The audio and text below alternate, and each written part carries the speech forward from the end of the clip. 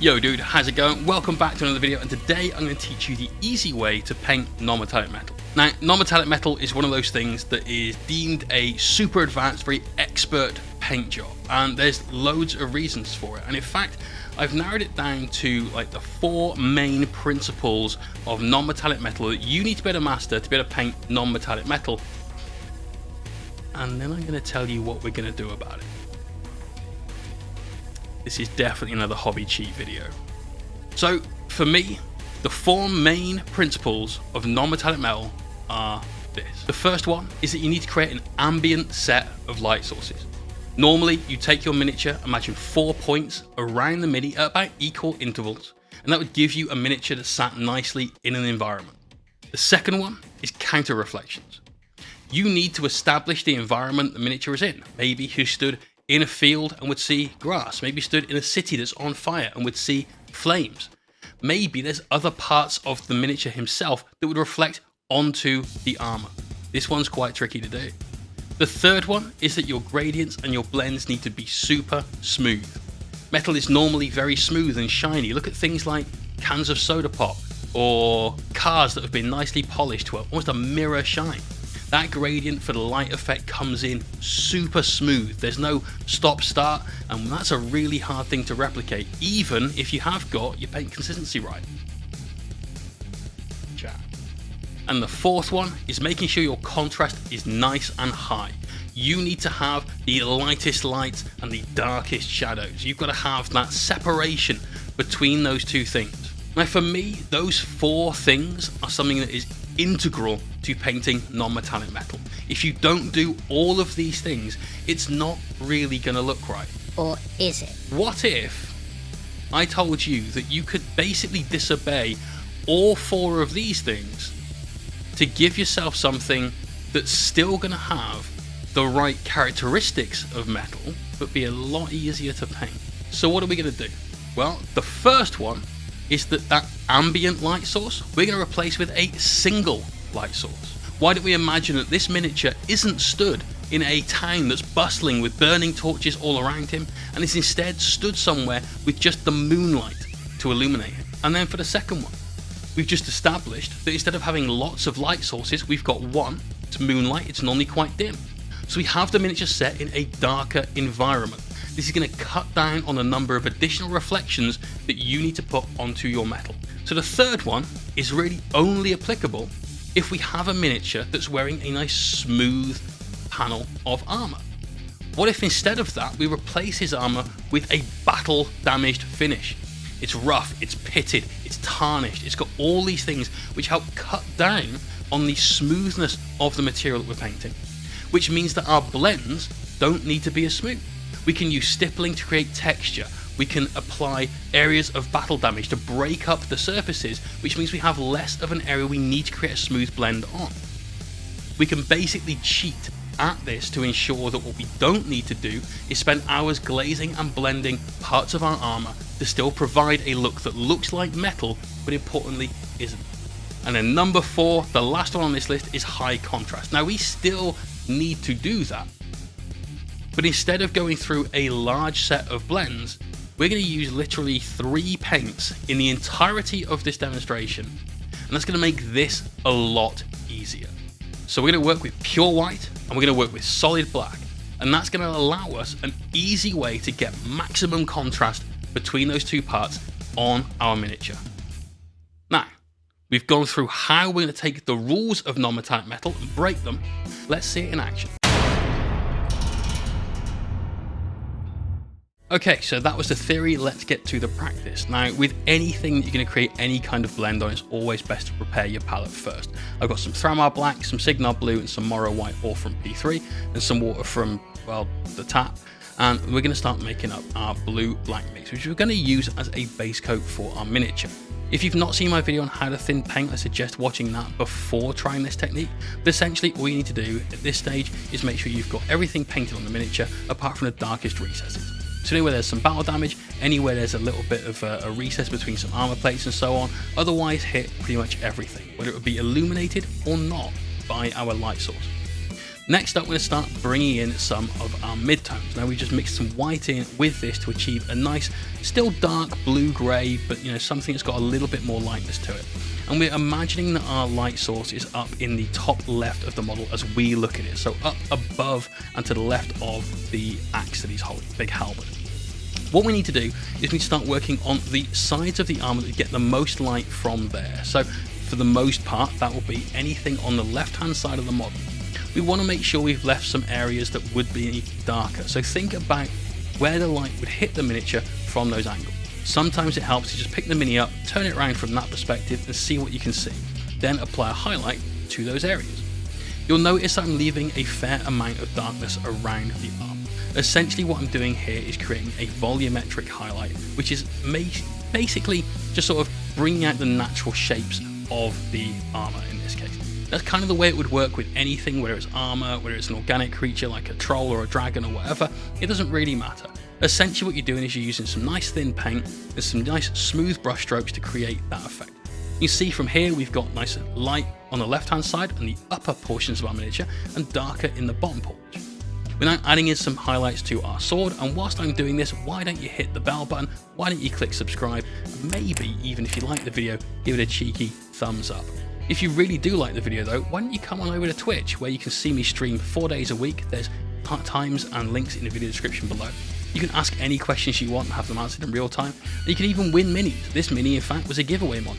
The person that won it said, hey, you can paint it how you like. He was one of our Patreons along with these cool people: NMM, Ryan Burke, Raven Kane, Breathehole1 and Loic Piche.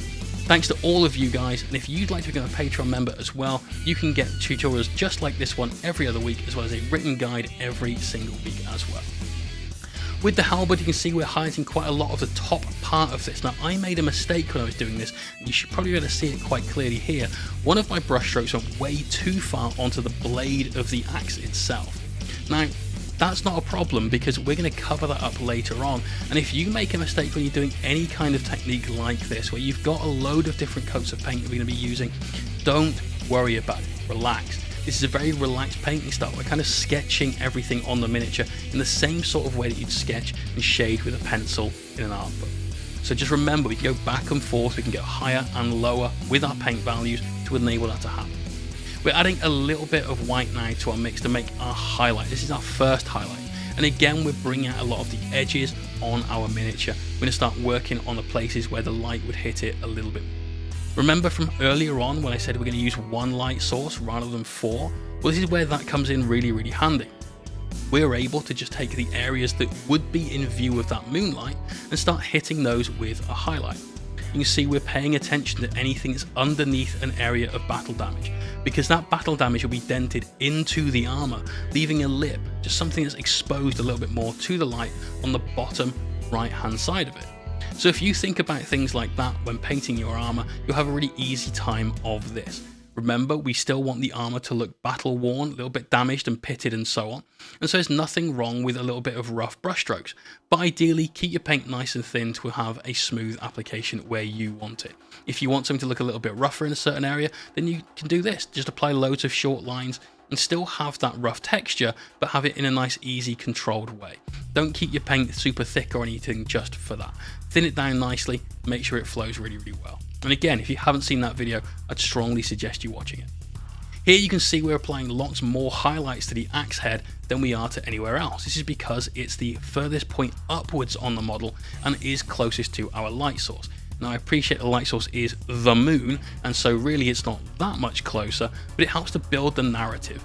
Whenever you're painting something like this, you're still selling your sort of audience on an optical illusion. You're fooling them into thinking that what they're looking at is metal in this case, or what they're looking at is glowing in the case of OSL and so on, when we all know it really isn't. For this, we just need to establish that feeling.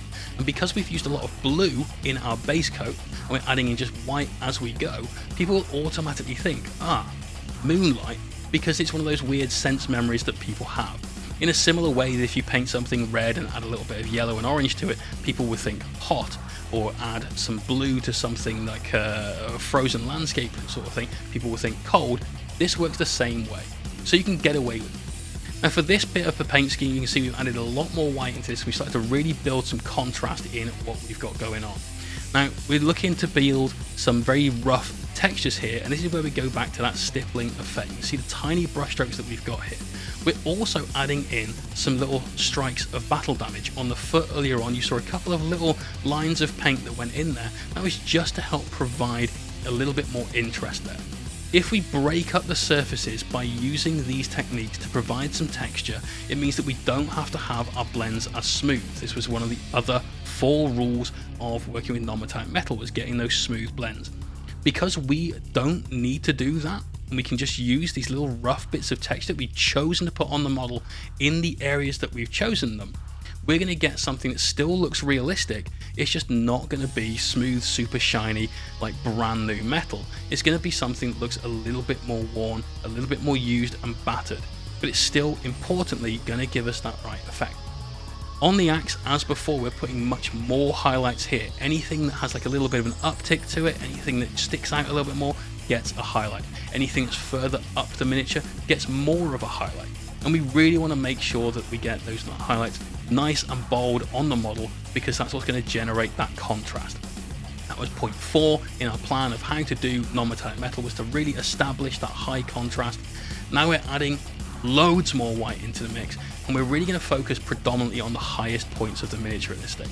So you can see we're hitting all the rivets there on his chest piece. We're going to hit the edges and so on here, and again we're still using lots of tiny brush strokes to ensure that we get a little bit of texture, make it look battered and battle worn. When you're applying this stage of highlight, it's important you still highlight some of the areas on the lower portions of the mini, especially the super reflective areas, like for instance the sword would be. So make sure you add plenty of highlights further down the miniature, but don't overdo it. Like we've said several times now with the halberd, where the top of the miniature should be getting the majority of the highlights, we don't want to make the entire mini the same value top to bottom. We have to put a few highlights on those bottom areas, but stick to the prominent areas of it. Now here on the axe blade, I'm starting to work in a little bit of that mistake that I got earlier on and start to blend that out. You can see we just added in a little bit of that white paint to the area where we moved into our blade. Now we're starting to get the shape of the blade in there. Also adding a couple more strikes of battle damage and so on. End of the day, he's going to have been hitting people with this halberd. We want it to look like that's been the case. Get loads of highlights on things like the brightest point, because that's the top and it stands out a lot, and it really wants to be a beacon to everyone that's looking at this mini. But don't forget to hit all of the areas of battle damage as well, and every really sharp point should have a highlight like this to help define. What we've got on a miniature now is something looking a lot more like metal. We've got something that is giving the sort of similar effect of metal, but it still isn't quite there yet. And the reason it's not quite there yet is because we still don't have that absolute maximal contrast that we should be working for. Now we're using some pure white. So make sure it's nice and thin. White can be a little bit of a pain to work with. Make sure you've got the right amount of paint on your brush. Don't overload your bristles at this point, because if you do, you will end up with very thick lines of paint in your miniature, and you want it to flow nicely off the brush. Again, referencing that video we did on how to thin your paint properly. Use this on the absolute brightest areas. Still should put some on the real peaks of things on the lower bodies. You can see I'm doing here underneath some of that battle damage, but don't overdo it. Keep these highlights really small, keep them really thin, and if your paint is thin, your highlight will go on a little bit translucent as well and help sell on that nice effect. You can see now we're adding in some black, and if you look at the chest, I didn't quite catch this on camera unfortunately, you've got a couple of lines there that have a little black stripe above them. This is helping to give us a 3D effect. I'm also putting this into any of the darkest areas of the miniature. This is going to give us that maximum contrast. It's really going to sell that non-metallic metal. Now I'm going to leave you with some B-roll footage of this guy so you can see him in all of his glory, but I hope you've enjoyed the video. If you have, like I said, consider giving it a like, come on over to Twitch where you can ask questions and so on, and maybe even join that Patreon campaign. Thank you all for watching. I really appreciate every comment that we get on these videos, so thanks a lot for that. Hopefully we'll see you in the streams. Peace out everyone.